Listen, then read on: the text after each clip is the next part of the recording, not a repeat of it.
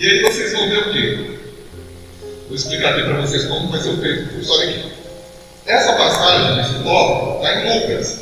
LC 1, quer dizer, Lucas 1. Então eu vou começar em Lucas 1, Lucas 1, Lucas 1, Lucas 1. Aqui agora já vou para João.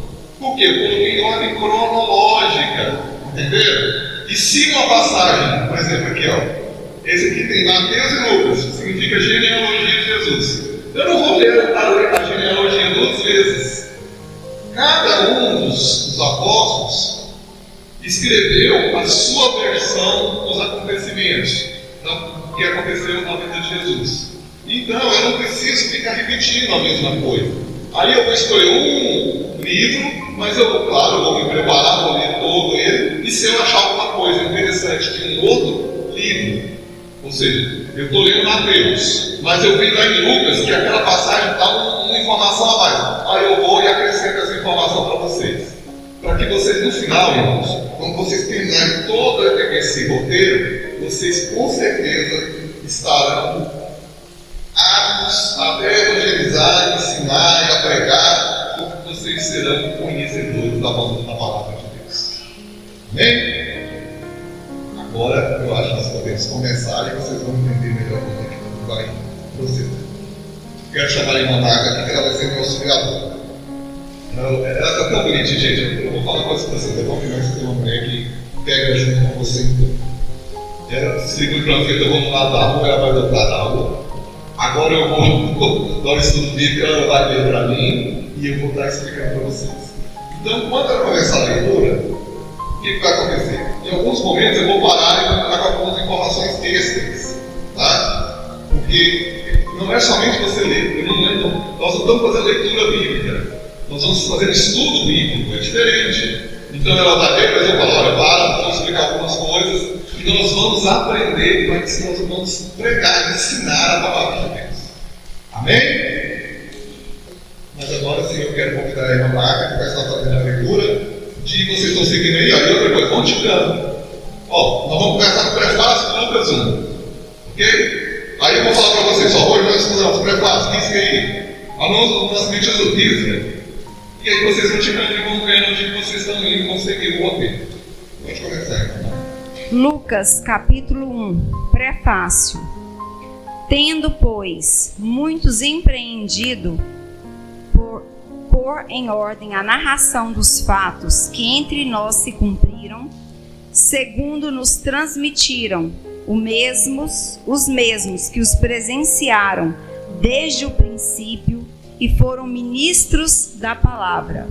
Pareceu-me também a mim conveniente descrevê-los a ti, ó excelentíssimo Teófilo, por sua ordem, havendo-me já informado minuciosamente de tudo desde o princípio, para que conheças a certeza das coisas que já estás informado. Primeira coisa, hoje eu tinha preparado no PowerPoint um pouco de informação extra a respeito dos evangelhos, pequeno, curtinho, e eu vou estar disponibilizando eles amanhã no grupo, tá bom? Porque quando nós abrimos ali, o pendrive não quis abrir, problemas técnicos. Mas vamos disponibilizar para vocês poderem ter facilidade. O que significa que eles colocam nesse pendrive? Primeiro, o Evangelho quer dizer boas novas, uma notícia nova, uma novidade que chegou. Qual é a boa nova? Jesus veio a nós. E o fato de Jesus ter vindo a nós, ele iniciou o Segundo Testamento, porque a Bíblia é dividida em dois. O Velho Testamento e o Novo Testamento. Então, a partir da história de Jesus, nós começamos o Novo Testamento. Aí temos o Velho Testamento, o Novo Testamento, e eu acrescento que nós estamos agora vivendo o Terceiro Testamento. Como assim? O Novo Testamento, vocês vão ver que é Jesus ensinando para nós como devemos nos comportar. E o Terceiro Testamento é um testamento individual, é a sua vida com Cristo. Porque Jesus diz, enquanto estou no mundo, eu sou a luz do mundo, mas eu vou junto para o Pai. Vós sois a luz do mundo. Ora, somos nós os mensageiros. Primeiro eram os profetas no Velho Testamento. Agora veio Jesus, o Filho de Deus, para revelar a vontade do Pai. Agora chegou a sua vez e a minha vez. Não fiquem esperando profetas. Vocês são a luz que vai brilhar nessa cidade. Você é a luz da sua casa, da sua vida, da sua família. Por isso você está aqui ouvindo a mensagem e aprender esse estudo, significa que você vai ser uma pessoa portadora de conhecimento da vontade de Deus e que vai brilhar na sua casa, na sua família. Amém? E essa é a grande importância de nós estarmos aqui. O Evangelho que nós estamos lendo é o Evangelho de Lucas. Quem foi Lucas, né? Vou botar aqui o Evangelho de Lucas. Ele escreveu para um público, cada Evangelho foi escrito para um público diferente. Como eu falei para vocês que não voltado para o estudo de teologia, mas um pouco de conhecimento assim, diferente. Ele escreveu para um público gentil mais amplo. Como ele era um grego escrito, ele escreveu usando uma linguagem grega mais sofisticada que qualquer outro autor do Novo Testamento. O Evangelho de Lucas foi escrito em Antioquia, né, para os gentios no ano de 80 depois de Cristo. Lembrando que o tempo começa a contar a partir do nascimento de Jesus, embora nós sabemos, né, que já foi feito estudos que a data de Jesus não é precisa, pode ser que Jesus tenha nascido 4 anos antes da contagem, de 4 anos a 2 anos, é a diferença dos estudiosos, teólogos. Então, desde que Jesus veio, passou os 33 anos, porque Jesus, o ministério dele durou 3 anos. Dos 30 aos 33 ele esteve pregando, né? Onde ele realmente estava ensinando a palavra, pregando a palavra, curando, abençoando e dando a mensagem de Deus. Durou 3 anos. Depois dos 33 anos, aí ele foi escrever, né? O Evangelho de Lucas foi escrito de 80 até 100. Então, vocês imaginam que passou muitos anos, mais quase 50 anos, né? 47 anos depois que ele foi escrever. E uma das coisas que a gente também pode entender, se ele escreveu no ano 80, essa é a sua idade. Entendeu? Começa a contar no ano 1, eles começaram a contar no ano, então ele tinha 80 anos quando ele começou a escrever. E significa também que ele era muito novo quando Jesus estava entre nós, com todos os apóstolos dela. Né? Tem aquela ideia dos apóstolos velhinhos, mas os apóstolos que governo começaram a escrever. Quando Jesus estava, eles eram pessoas novas. Porque eu falei para vocês também que a palavra não vou passar estudando, eu estou pregando. Isso significa, irmãos, que vocês não devem subestimar o valor dos jovens, porque os apóstolos eram 20, 20 anos, 22, e eles estavam ali seguindo Jesus, e foi esse que Jesus escolheu para nós. Entendeu? Amém? Então esse é o Evangelho de Lucas. Outro Evangelho, Mateus. Mateus foi escrito em Jerusalém, para uma comunidade de judeus, né? Cristãos judeus. O Evangelho de Marcos, o público dele foi especialmente os romanos. E Mateus foi escrito em 70 BC, depois de Cristo. E já Marcos, 64 anos do nascimento de Jesus. E o Evangelho que mais levou tempo, né, foi escrito mais tardiamente, foi o de João, que foi 95 depois de Cristo. Ele tinha por volta de 95 anos quando ele começou a escrever o Evangelho. E aí ele escreveu a última parte do Evangelho, que é Apocalipse, né? Que João teve a revelação do Apocalipse e ele estava preso na ilha de Patmos, como ele recebeu essa incumbência. Mas ele enfatizou, né, a divindade de Jesus Cristo. E ele escreveu para fortalecer a fé cristã e conclamar os descrentes a se voltarem para uma fé em Cristo. E ele foi escrito para uma comunidade de gentios que estavam na Ásia Menor. Lucas, versículo 5. O anúncio do nascimento de João.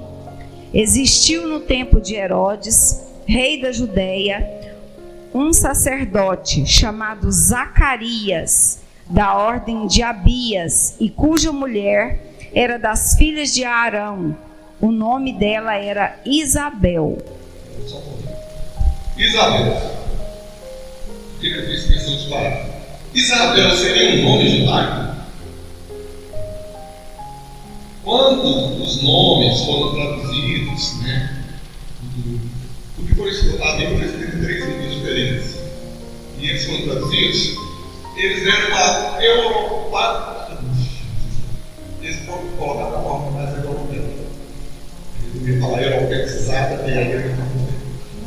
eles colocaram nomes que eram comuns aos europeus. O próprio Jesus, ele é Yeshua, não é Jesus. Yeshua. Aí, essa questão do nome é muito importante porque já se cria aí uma polêmica. Existe um grupo de pessoas que diz que a gente está adorando a pessoa errada, está adorando Jesus, quando na verdade é Yeshua. Mas eu quero dizer para vocês, não se deixe cair nessas coisas que às vezes desviam o crente do propósito de Deus, porque colocam uma sementinha de dúvida na mente do crente. Ah, mas então eu estou adorando errado. Eu nunca adoro errado. Se eu falar que a minha esposa é amada, né?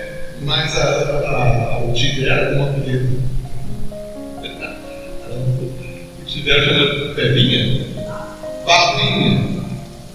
Ele está falando da marca ou não está falando da marca? Ele está falando da marca. Não importa como você está se referindo, importa é a pessoa. E se você fala Jesus, você sabe quem você está falando. Você está falando daquele enviado, de Deus enviado. Então não se deixe enganar, porque tem gente que começa a colocar coisa errada. Você está fazendo coisa errada, você está falando coisa que não está não, que não é correto para mim. E vocês vão ver que ao longo desse estudo, em muitas partes, eu vou confrontar vocês nisso aí, para vocês não ficarem perdidos, não se deixarem levar por muitas pessoas que estão pregando aí na internet, pregando às vezes a palavra de Deus e deturpando às vezes até a palavra de Deus com versículos e dando algumas interpretações meio malucas, tá? Que infelizmente não vem a acrescentar nada, só vem atrapalhar. Vou continuar. E eram ambos justos perante Deus, vivendo irrepreensivelmente em todos os mandamentos e preceitos do Senhor. E não tinham filhos, porque Isabel era estéril e ambos eram avançados em idade. E aconteceu que, exercendo ele o sacerdócio diante de Deus na ordem da sua turma, segundo o costume sacerdotal, coube-lhe em sorte entrar no templo do Senhor para oferecer o incenso. Em toda a multidão do povo estava fora, orando a hora do incenso. Então, um anjo do Senhor lhe apareceu, posto em pé, à direita do altar do incenso. E Zacarias, vendo-o, turbou-se e caiu temor sobre ele. Mas o anjo lhe disse: Zacarias, não temas, porque a tua oração foi ouvida. E Isabel, tua mulher, dará à luz um filho, e lhe porás o nome de João. E terás prazer e alegria, e muitos se alegrarão no seu nascimento.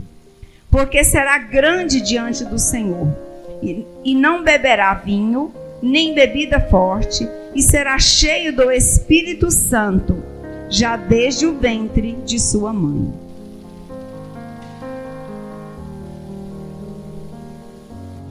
E converterá muitos dos filhos de Israel ao Senhor seu Deus, e irá adiante dele no espírito e virtude de Elias.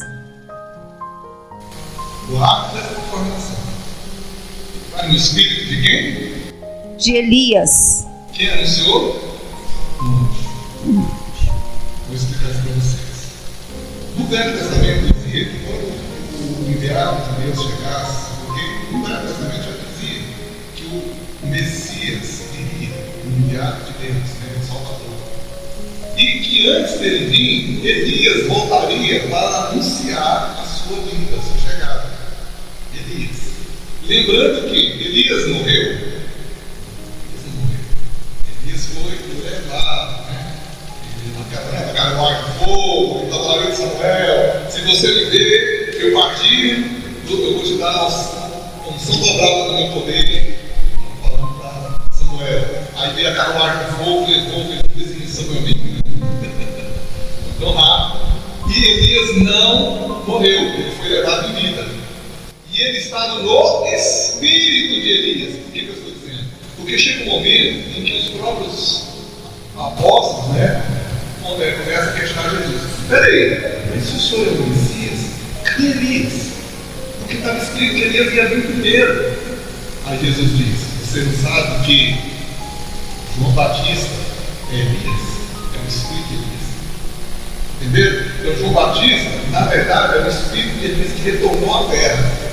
Só que ele não veio com Jesus com a consciência de que Jesus, ele é da criação do mundo.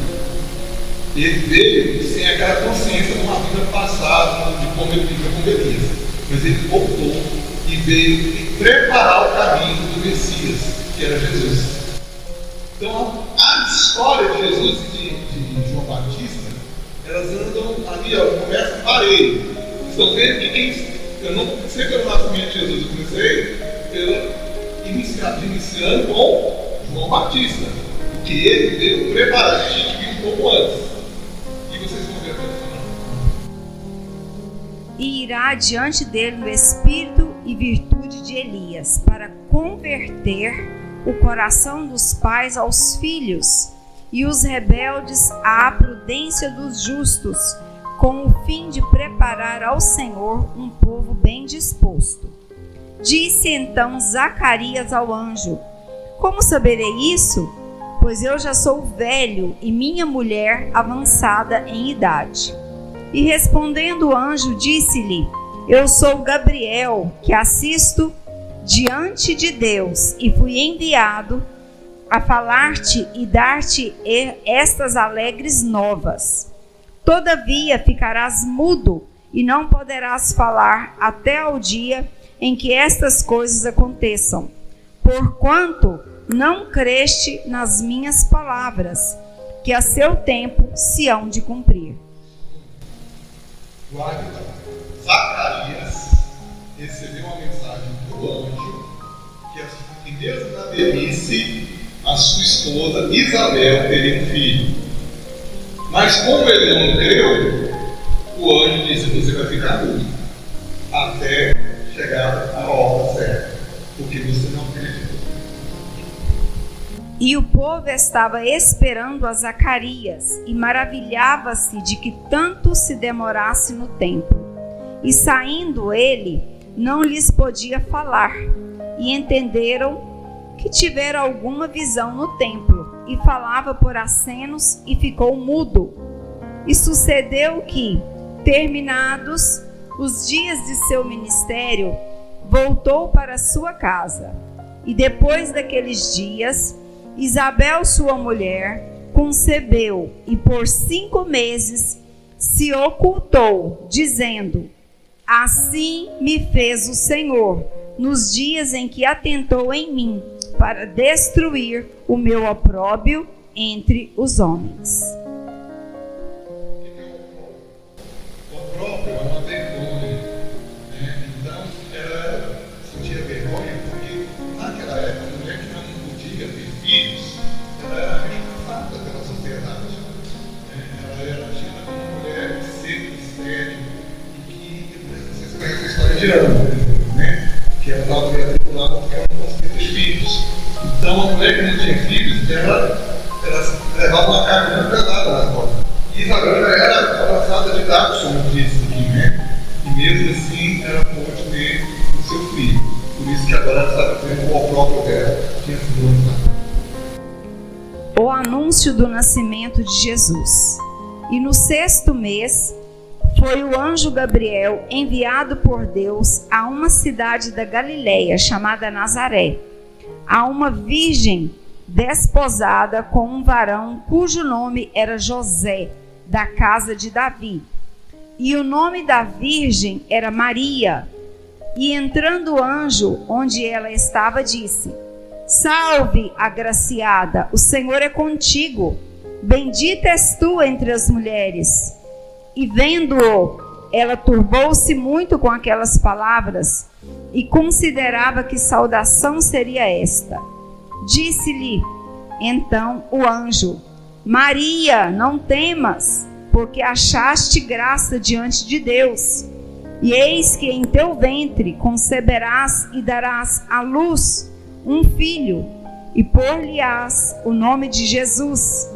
Este será grande e será chamado Filho do Altíssimo, e o Senhor Deus lhe dará o trono de Davi, seu pai, e reinará eternamente na casa de Jacó, e o seu reino não terá fim. E disse Maria ao anjo: Como se fará isso, visto que não conheço varão? E respondendo o anjo, disse-lhe: Descerá sobre ti o Espírito Santo, e a virtude do Altíssimo te cobrirá com a sua sombra, pelo que também o santo que de ti há de nascer será chamado Filho de Deus. E eis que também Isabel, tua prima, concebeu um filho em sua velhice, e é este o 6º mês para aquela que era chamada estéril, porque para Deus nada é impossível. Disse então Maria: Eis aqui a serva do Senhor, cumpra-se em mim segundo a tua palavra. E o anjo ausentou-se dela. Maria visita Isabel. E naqueles dias, levantando-se Maria, foi apressada às montanhas, a uma cidade de Judá, e entrou em casa de Zacarias e saudou a Isabel.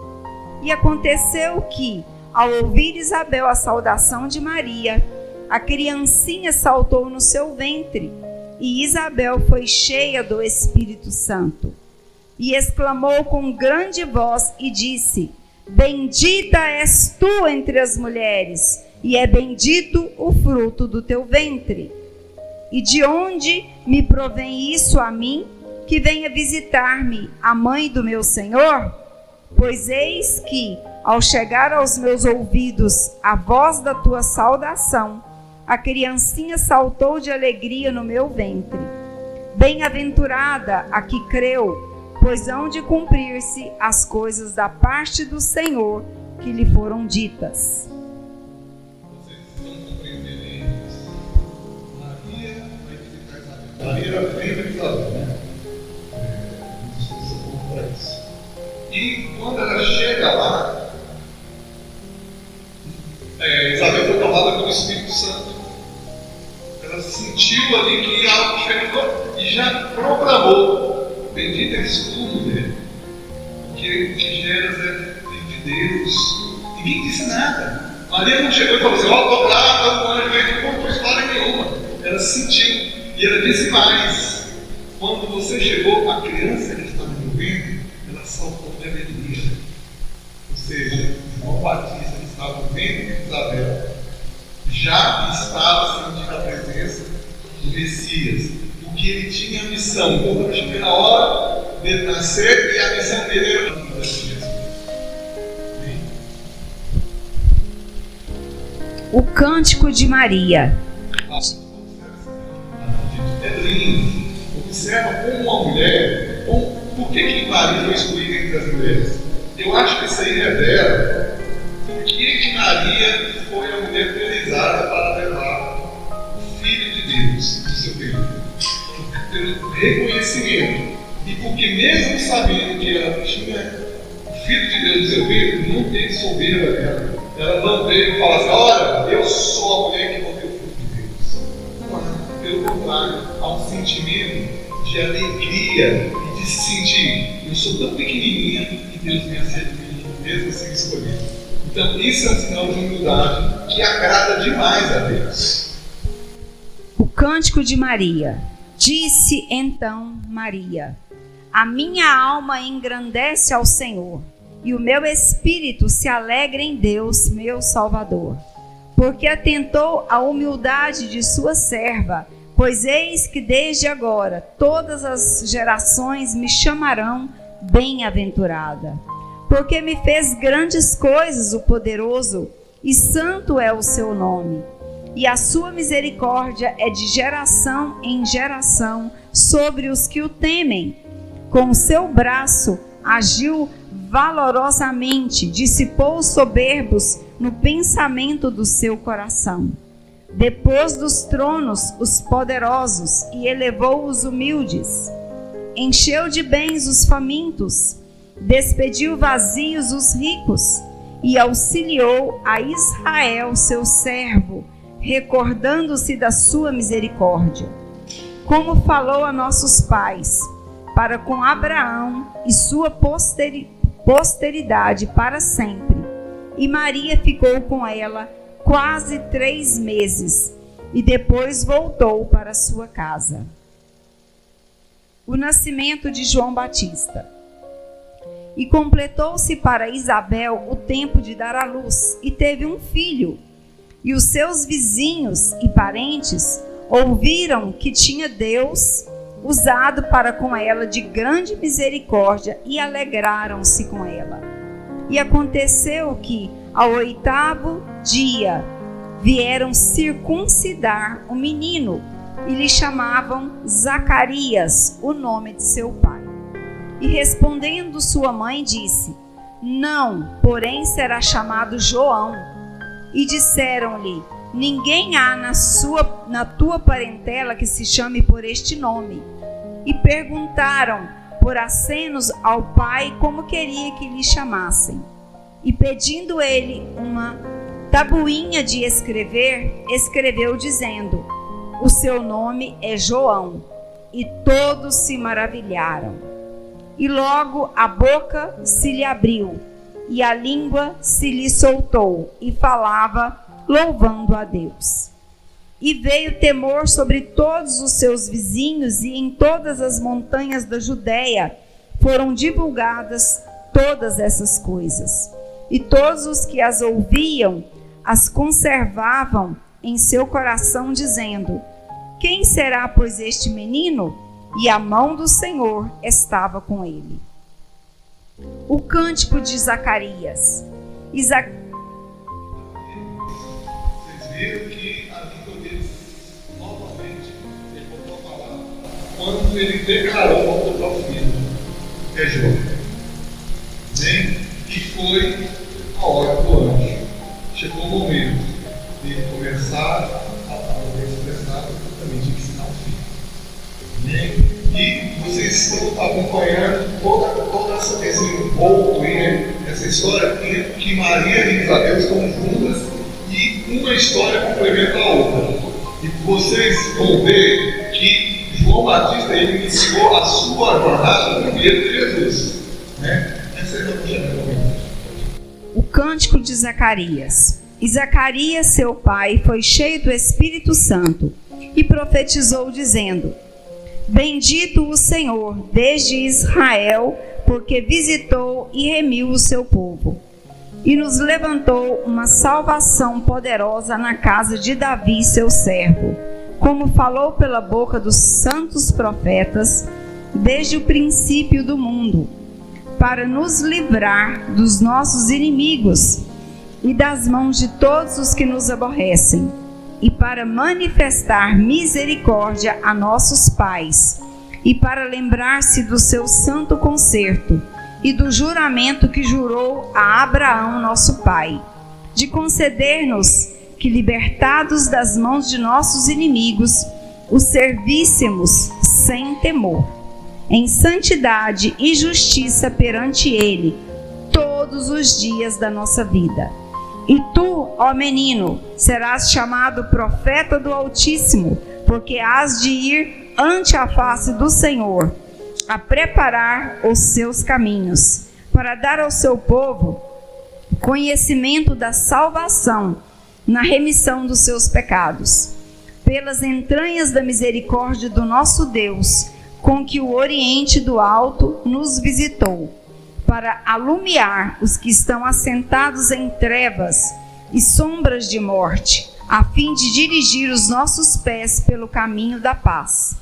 E o menino crescia e se robustecia em espírito, e esteve nos desertos até ao dia em que havia de mostrar-se a Israel. Um detalhe simples e importante. Isabel foi, quando ela viu Maria, ela foi cheia do Espírito. Aqui no versículo 67 está dizendo: Zacarias, seu pai, foi cheio do Espírito Santo.